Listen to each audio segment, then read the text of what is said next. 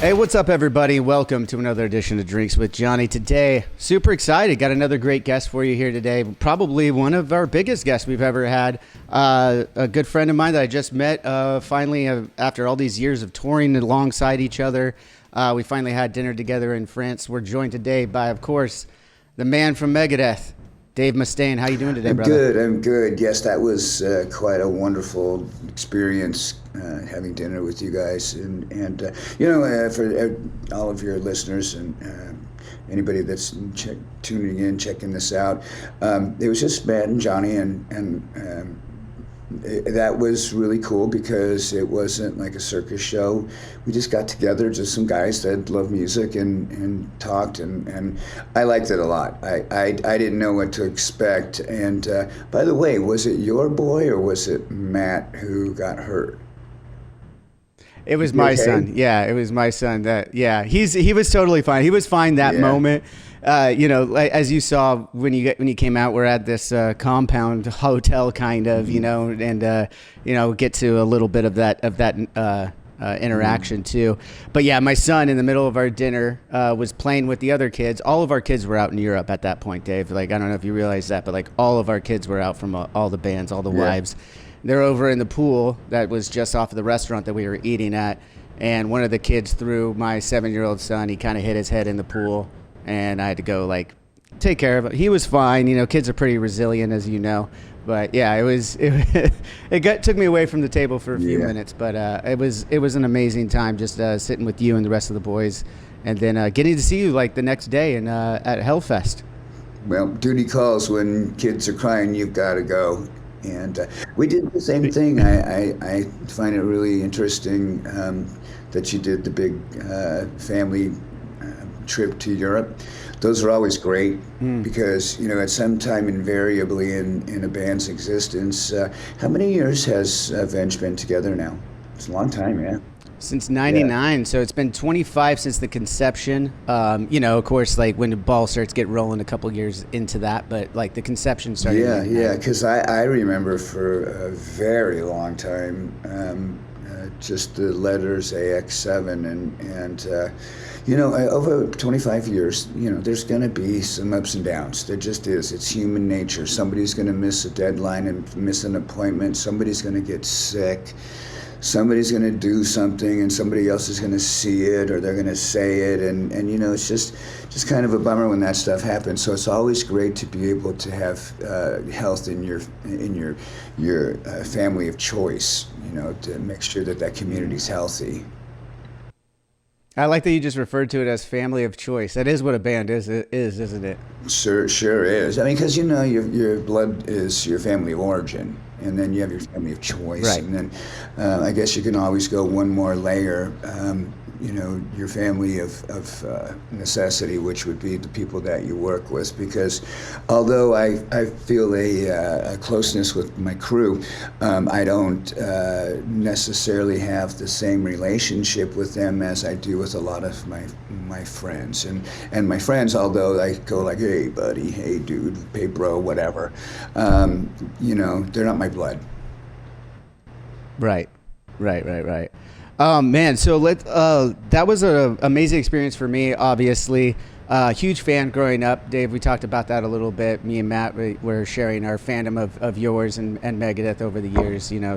Some of the things I transcribed. I remember in high school transcribing stuff on Countdown and Rest in Peace with my buddies and in a guitar class at school and stuff. And that brought me to a little bit of kind of what we talked about at that dinner table. I don't know if you recall, but maybe we could go a little bit more in depth.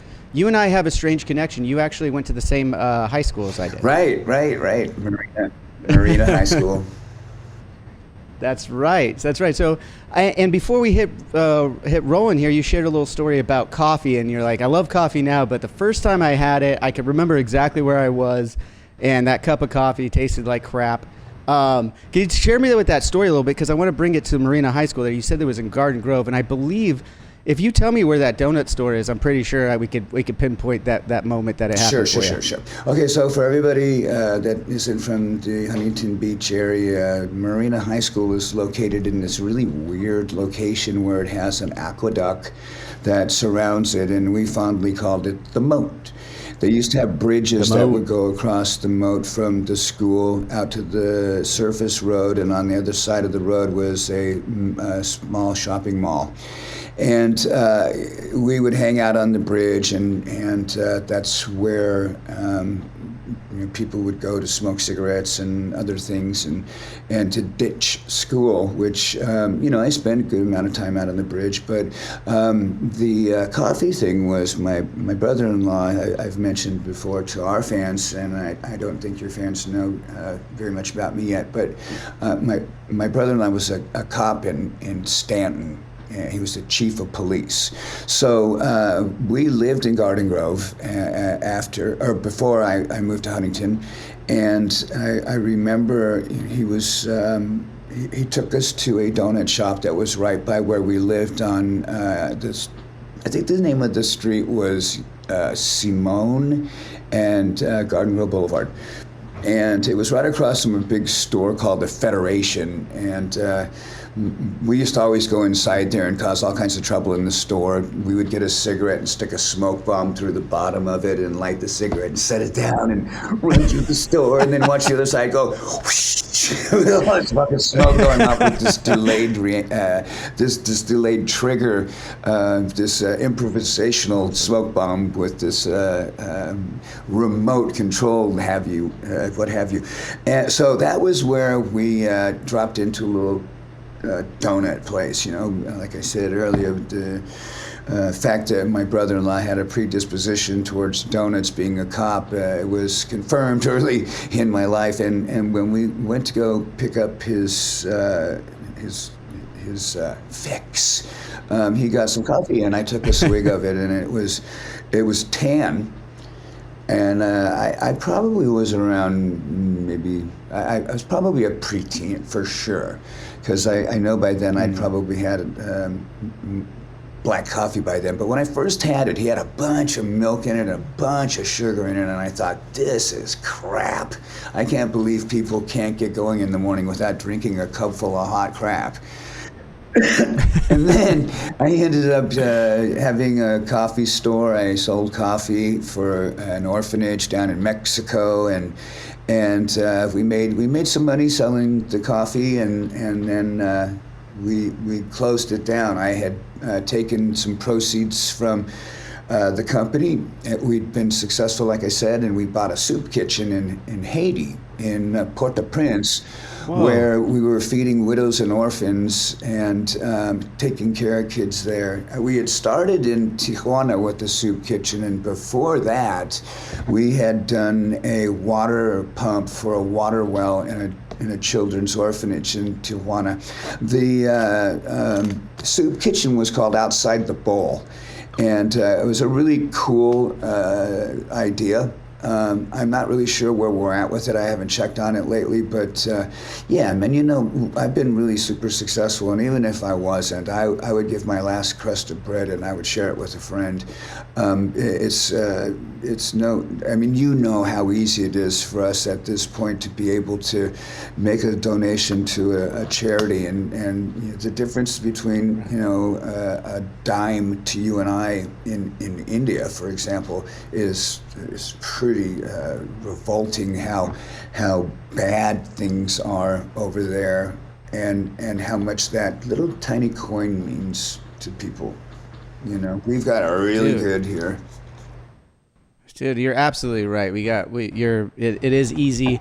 The donation thing is easy. Like I like to think that I do my part in donating and stuff like that. But to set up a foundation and do a whole soup kitchen, Tijuana, Haiti, that's another level. And I commend you for doing that. From the interactions I've had with you too, I mean, going back to what you were just talking about there real quick. Yeah, I mean, you're good. All the hoopla that you read on the internet and everything like that is very different than actually getting a chance to talk to you. And I love that you brought that up, because giving us, the audience here today, a little bit of insight into that. And and as we started there, going back to growing up in Garden Grove and Huntington Beach, I don't know, anyone I've met growing up in Huntington Beach and Garden Grove seems to be a really nice guy. So I think we're doing all right. Yeah, so there. And I'm pretty sure that donut store is still there. It is now, I think it's the Donut Star. and it's on Garden Grove and Springdale. It might be. There's a donut star, and the cops are always there. It's always like this, like the hangout. Do you remember the place that they had like that big giant churchy kind of thing? It's like the Crystal Cathedral or whatever they called it. It was really big churchy church, like I think maybe it was the Seventh-day Adventist or something, right off of Harbor Boulevard and no, not Golden, Garden Grove Boulevard, somewhere around there. Harbor, yeah. I do actually. I think that's like yeah. They do a lot of weddings and unfortunately funerals and stuff. It was there. a giant mega church before they had mega churches. It was like, when you see that thing in Salt Lake City. Anyways, that was within eyesight of some of the areas where I lived with my mom and my sister in apartments. And I lived, the house that was on Simone Street, that was me living with my sister Suzanne, who's my middle sister, whose husband is the donut guy. Gotcha. There it is. Bringing it all back, man. I'm glad you brought up like Marina High School, everything like that. Like I said, it's funny because you're on the bridge where I was on the bridge as well during my stay at Marina High School. Yeah, I had this guitar class that was like an extracurricular one, and we just did performances. We cover songs of bands that we liked, and a lot of times we did Megadeth covers. And cool. Yeah, a lot of times me and my buddies would do that. I had a rip guitar player named Reed Goodale who could handle all the guitar parts. I'd play bass. His name was Reed Goodale. Good friend of mine, still a good friend of mine. Ripper of a guitar player. He was playing all those parts. I was singing and playing bass. I was doing my best Dave Mustaine impression in high school. Meanwhile, your memory still haunts those hallways. You know what I mean? While I'm up there doing it. It's pretty interesting for me to learn that. Yeah, I mean, it was just interesting for me to learn that and then talk to you about it. And because again, like growing up and listening to you and following the career and being such a fan, it was just like, and then hearing that from like a teacher was like, oh yeah, Dave Mustaine used to go here. I'm like, I don't believe that. It's a teacher. Teachers lie to you all the time, right? So I didn't believe it until I got a chance to talk to him about it. They said that. I wouldn't think they would say anything about me going there. Did you graduate from there? I got kicked out and I went to Wintersburg. No, not Wintersburg. Where did I go? Yeah, what was the name of the night school on Golden West? It was Wintersburg. I think it might have been. Yeah. It's part of the Golden West College. Yeah, I got kicked out of Wintersburg, and then they sent me to Golden West College, and then I left that college to go join Metallica, and there you have it. I had my fill of the Orange County education system.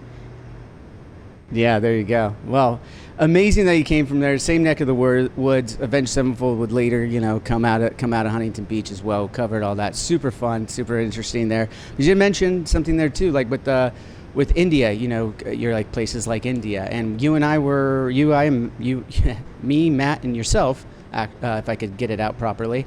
We're talking about India. You guys had been there before, and we were asking you, and this was before we were just starting to talk about it. And a few weeks ago, we mentioned or announced we're going to India for the first time. And you had an interesting take on it. You're like, it's for the fans. It's not. You're not going over there. It's going to be tough. Maybe you could tell me and the audience a little bit about your experiences. You've been a couple of times to India, if I'm not mistaken. Yeah, at one point recently, we were the band with the most performances in India. And I asked, more than Maiden? Yeah, more than Maiden. More than Metallica? Wow. Yep, more than Metallica. So that may have changed recently because I don't follow either of those bands. We're friends, but I don't keep tabs on them. But it will be difficult because it's gonna tug at your heart to see the poverty and to see some of the people that are there and seeing how they live. There are people that work in the hotels that have made it out, and there are people in the street that live in complete squalor.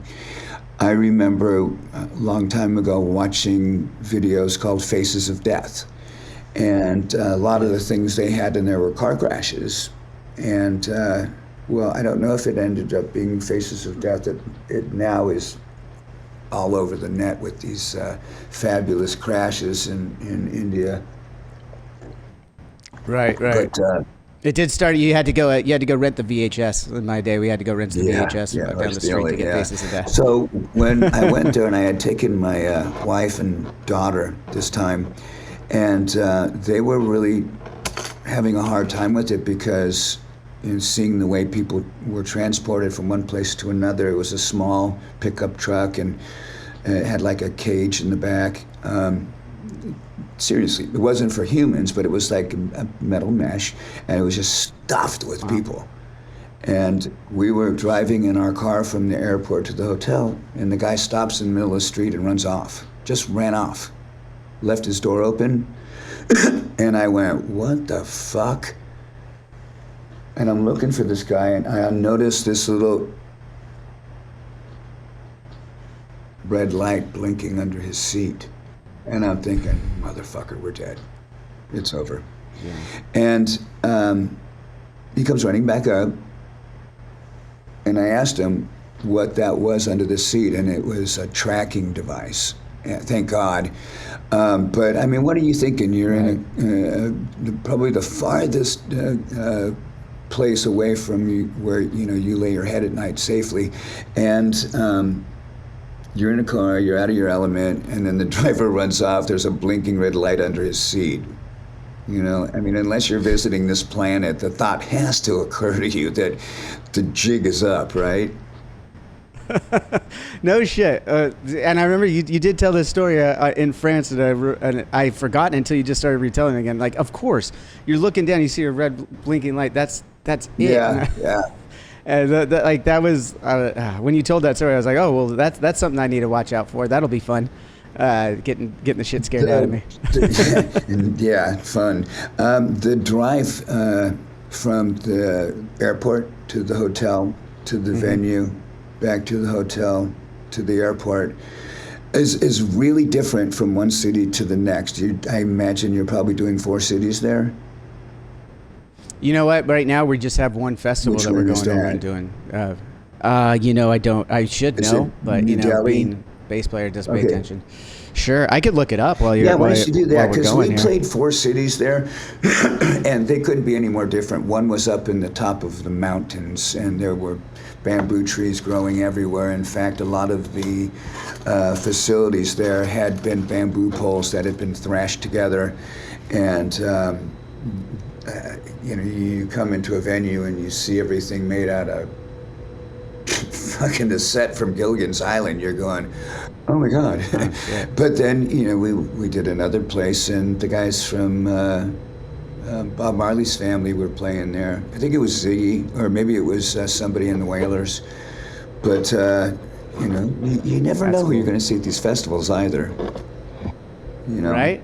It's so interesting. Like you've been doing them for longer than I have, but it is, and especially the ones that we were just doing out in Europe together. You have like your metal festivals that you and I were on a bit together, and then you get some of those other festivals that just have such a range of genre, right? Like, I mean, years ago we'd play on a festival later in the day, and I remember waking up in the morning and Hanson was playing MMMBop on the stage next to our bus. What did you do to deserve that? Oh, I got nothing against them. They're doing their thing, man. Well, I agree there, but to hear MMMBop in the middle of the night and right next to your bus, there's that part was a little bit of a pile of dog shit. Somebody stepped in. Yeah. Well, you didn't want to wake up dead, not to pull a Reddit and use one of your things, but don't want to do that. But speaking on touring, though, that was another thing that you and I got to talking about and everything, and I found it very interesting. Where are you at real quick before I get to that? Where are you at right now? We are in North Carolina.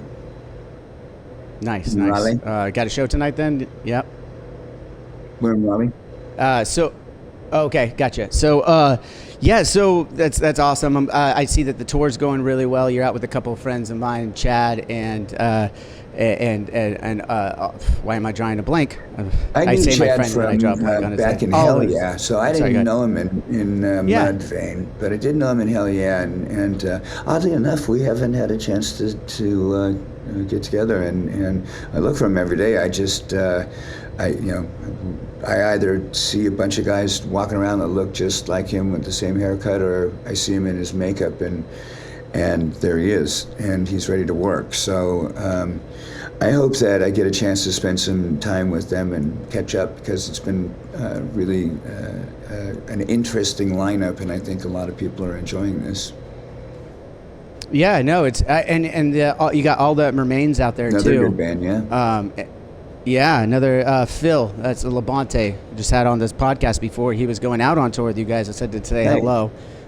You mentioned the show is something that the audience is clearly digging. Shows have been great. How's the interaction with the other bands though? Have you had a chance to sit down or talk to Phil or chat or anything like that? Or we just talk. Been you guys just everyone's doing their thing like we normal? talk. I think that it's just I think they're all gentlemen, and they're showing me some respect, but I don't want them to not allow me the chance to get to know them, because Right. they're being respectful and giving me my time. I don't want them to not come up and say, hey man, I got a question for you, or remember that time, or what would you do?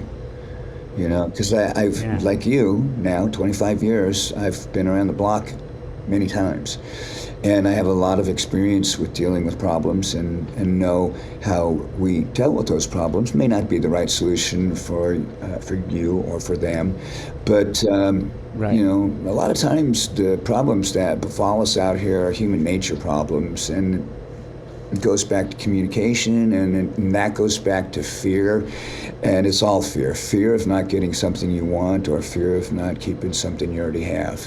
Everything goes back to that. Dude, I think ego plays a part in that Sure. too, and I'm so glad that you brought this up, because it's so interesting to me. This is a catch-22 that we're always in the position of as traveling bands. You could get these bands out wherever they are on the lineup, doesn't matter. You're on tour together with these other bands, and some tours you go by and you rarely see the other Right. band, and it's no fault of anyone. Like you said, sometimes it's you respect one another's space. You know what I mean? And maybe you respect it too much, and then at the end of it, you go, "Shit, we never really got Right. to hang out." So it's a tough Yeah. balancing act to do out there, because you do need your space, you do need to warm up, you do need to take care of your vocals, everything like that. But there's time, and I'm glad you said, like, come up to me, say hi, and I think if everyone communicates that way and is honest, like maybe it's not a good time for you, you can just go, hey, now's not a good time, you understand, I'll come find you in a little bit, we'll have go a chat. fuck off for 5 Something like minutes, that I'll would be a right lot back. better way. Yeah, there you go. A good fuck off for 5 right. minutes is a good way to answer But that. you said something earlier It is too, interesting, Johnny, though. about ego. And what is ego? Ego is what you think about yourself, and the fear of people not thinking highly of you. Well, it goes back to fear, right? Yes. That's the fear that plays Right, into the ego. fear You're absolutely again. right. Yes. Again, fear. Yes. And it's And so like- easy and, once you get in a really supportive environment, like it sounds like X7 is, but not everybody's in a situation like that. A lot of times we get really fortunate where God or luck or whatever you want to call it chose us from the mountain of other bands from where we live. We're two guys from Huntington Beach that got really blessed. And think about it. When you're cruising around Huntington Beach doesn't really seem like it's a place where it's a mecca for metal. It's a definitely really warm, inviting beach city. I didn't care for Bolsa Chica, and I thought we could probably have some really creative reefs put in there to improve our surf, but. As far as everything else was concerned, I loved Huntington Beach. That was my favorite time of my life, was living there. That's so rad to hear. I love that. Like, I still live here in Huntington Beach. Like right now, I'm standing in my house in Huntington Beach, half a mile from the beach. You mentioned surfing. Did you grow up surfing here then too? I used to surf. Let's see where there wasn't really great surf up in the State Beach, but there was the cliffs. And then a couple of little hot spots down above and below the pier. And then used to go to Newport to 56th Street a lot. that had a good jetty break because I'm goofy foot. And the highlight of my surfing career culminated in Hawaii. I had gone there and surfed Pipeline one time with some friends of mine. And then we were just dicking around by Ala Moana, which was where the harbor is, at the beginning of the Gilligan's Island show. And there was a really long, consistent, but small right. And I remember I was scratching my ass off trying to catch this, and I missed the wave. And then all of a sudden I hit something. I hit the shelf, and my foot felt like I had cut my foot on the coral. And I keep looking up over my shoulder looking for blood, and I didn't see anything, but I saw my foot looked weird. So I went, fuck it, I'm going in, this hurts too much. So I started paddling. I stepped on a sea urchin. Have you ever done that? I've never stepped on a sea urchin, but I've heard about that. It's pretty Worst fucking painful, pain. right? And you know what you got to do is, I got out of the water and I'm hobbling down back to where we were staying, and there's this local, the pickup truck drinking beer, and I said, hey man, I said, I stepped on a sea urchin, what do I do? And he goes, you have to piss on it, brother. Come over here, I pee on your foot. And I went, no. Because I didn't know. You opted out? I didn't do it, no, because I didn't believe him. And then I got back to the place we were staying, and sure enough, you need to pee on it. So I peed on my foot, and then I find out it can't be your pee because it has to have ammonia in it, I guess, and it needs to be from somebody else. And I went, I am not going to my friends and asking them to piss on my foot. You know, I'll just deal with it. So it took a while for it to heal, but man, that was one of the worst pains ever. Consequently, I hate sea urchins. Now, whenever we go and get sushi, if I see somebody eating sea urchins, I think, good for you. I hope you. No, I don't. I was going to help you choke. Yeah. Well, uni's a good. It's an acquired taste, but it's a good like little sushi so there. Got to kind of It does. It really does. For those of you that are parents.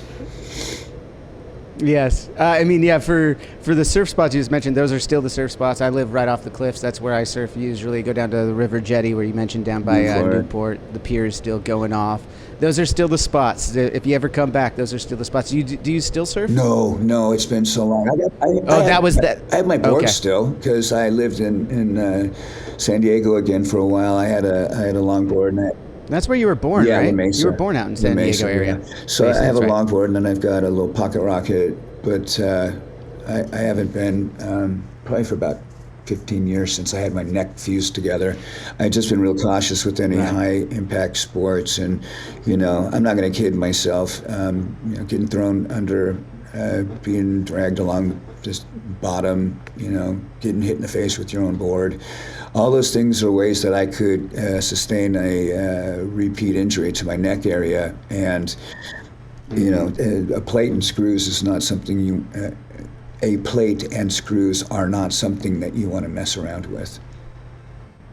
Absolutely not. Yeah, man. I mean, you've gone through some physical and health scares over the years as well, and I know you managed that. Obviously, the most recent famous one, or infamous one rather, I should say, is the throat cancer, and we're all happy that you're recovered and back from that, as we talked about in France. And but you did mention, like, with the plate and everything like that, and worried about surfing. I totally get it, except for the fact that I see you still doing Brazilian jiu-jitsu all the time. How are you managing that and making sure you're not gonna fuck something up? I try not to get hurt, and I have. I think that's the point of it, right? Yeah. I just, I've been doing martial arts since I was a little guy. I started when I was 12 with the YMCA up in Stanton, that aforementioned city. Gives you kind of a bearing how old I was when we did the coffee run. If I feel something going towards my neck, I would tap before I would put up any kind of resistance, because at that point, when you've surrendered your neck, you're kind of done anyway. So rather than try and really put up a fight if I'm there, I might say, okay, let me try and work my way out of this, but be really careful, because I only roll with a few select people. Okay, yeah, I saw that. So, and you're a brown belt now in Brazilian Jiu-Jitsu, is that correct? Yes. Awesome, congratulations on that. That was just like last year or something like that, right? Yeah. This will be my 4th black belt if I make it. 4th black. Oh, I didn't know you could go. I thought after you. So correct. Okay, please inform the uninformed here. How does that work then? I didn't know you go back for multiple black belts. I thought once you go to the black belt. I mean, I did a little karate when I was a kid. You get the degrees of the black belt, and then you're like a master. How are you going back to get more black belts? Can you explain that? This is going to make so much sense to you. I have a black belt in karate. It's called Yukiro-kan karate. My 2nd black belt is in taekwondo. And I have a 1st degree in American Taekwondo and a 4th degree in World Taekwondo. I'm the Goodwill Ambassador for World Taekwondo Federation. And those are my 3 that I hold right now. And I have a brown belt in Gracie Brazilian Jiu-Jitsu.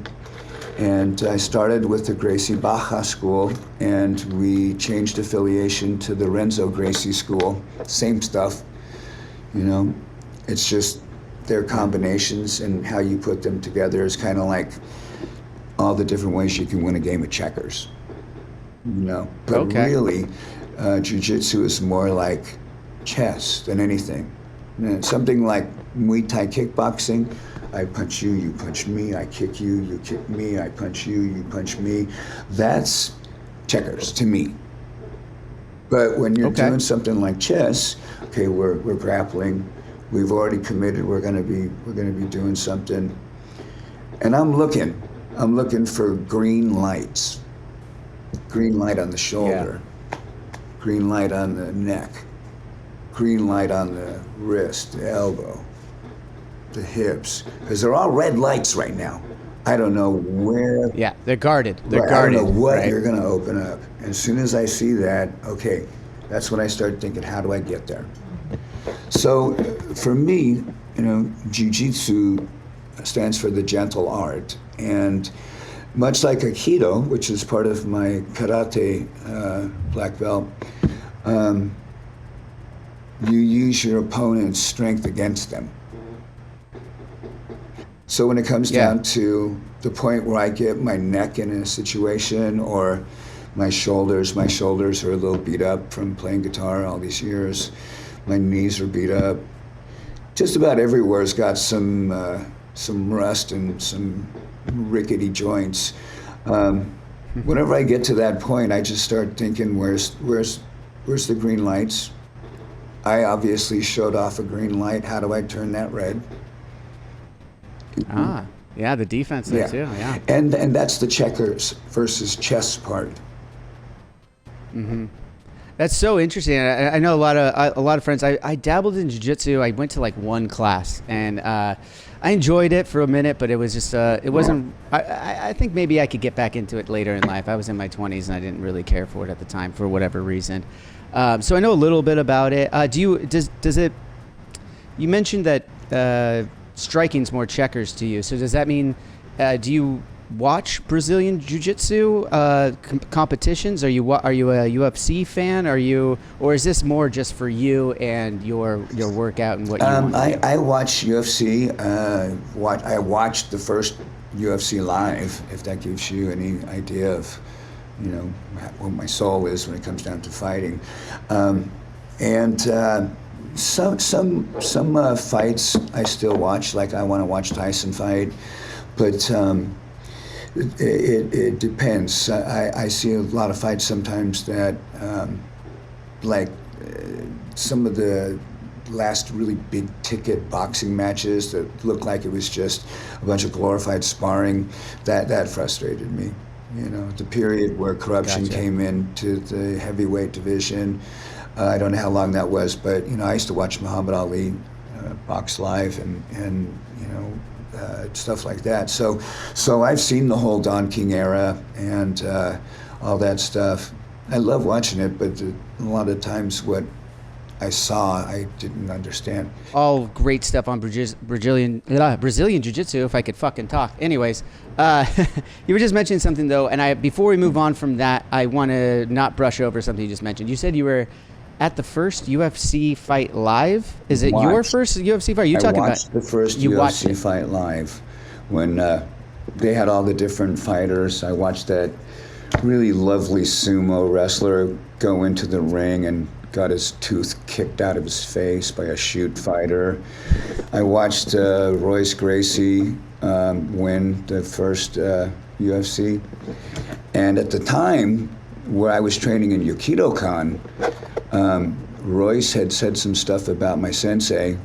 So Royce was not respected at all in the circle I was in. Wow. I've come to put that behind me because my professor had shared with me that many years ago that it was true that the family was different than how they are now, and I think that's good to know, because I don't want to think poorly of somebody I don't even know.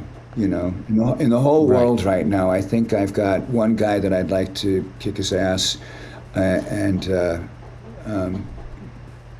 that's pretty good when you think about, at my age, and that if there's only one person, and not kill him, just kick his ass, Just rough him up. Yeah, not even that. Just kind of like say, "What are you thinking? Here, let me go wash your mouth out with soap, you little naughty boy." Okay.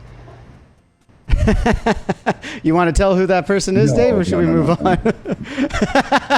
I figured. I had to ask.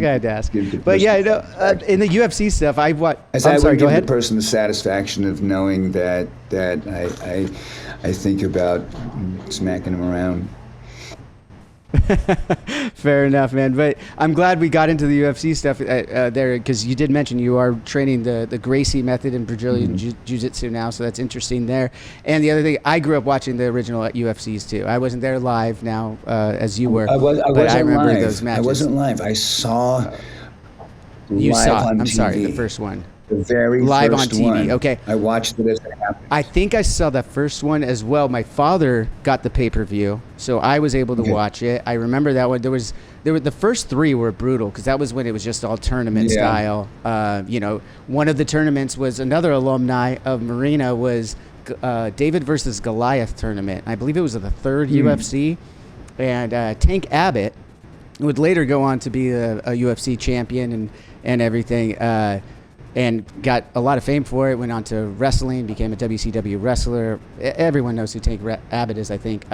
Went to Marina High School as well. And he was in the David and Goliath matches, and he was the smaller man in the match because he went up against a guy named Polar Bear who was 6'8", and he ended up beating the crap out of him. I don't know if you remember that. Yeah, there were well, a couple of tough guys running around HB. Remember Polo? He was just a bar fight. Polo? Yeah, Polo. Yeah. Polo. I remember hearing the stories. It was a little bit before my time. Yeah, yes. Polo and I were not friends, but we were acquaintances. I admired him very much, and it probably would have been fun to be friends with him. But he was one of the guys that you spoke about him in whispers. Polo's here.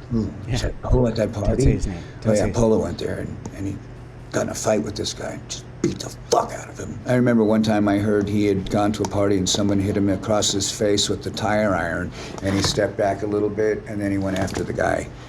And I went, son of a bitch. After getting hit in the face with a tire iron? That was the folklore that I remember about Polo. Yeah, that he had been hit in the face with the tire iron, and he backed up a few steps and then he went after the guy. So, amazing. All right.